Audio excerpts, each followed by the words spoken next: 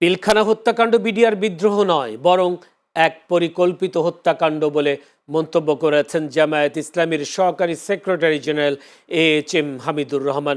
আজ সকালে জাতীয় প্রেস ক্লাবে পিলখানা হত্যা দিবস উপলক্ষে সুশীল ফোরামের আয়োজনে এক আলোচনা সভায় তিনি এই মন্তব্য করেন। হামিদুর রহমান বলেন, এই হত্যাকাণ্ডে একটা দীর্ঘ মেয়াদী পরিকল্পনার প্রতিফলন, যার সূচনা মূলত 2001 সালে রৌমারী সীমান্ত হত্যাকাণ্ডকে ঘিরে।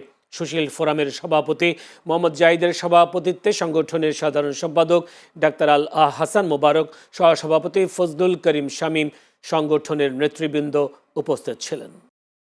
এটা বিডিআর বিদ্রোহ বলা হলো প্রকৃতপক্ষে তা নয়।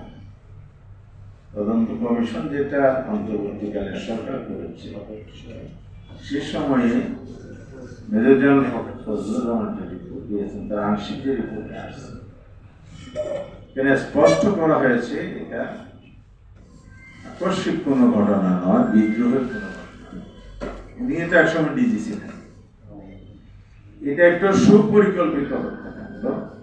তৎকালীন সময়ে লোকসভায় প্রতিরক্ষা মন্ত্রী যে ঘোষণা দিয়েছিলেন ভারতে, এই ঘটনার একদিন প্রতিশোধ নেওয়া হবে, তাহলে 2009 সালের 25 ফেব্রুয়ারি ভারতের লোকসভার সেদিনের প্রতিশোধের ঘটনার প্রতিফলন কিনা, এতে কোনো সন্দেহ নাই।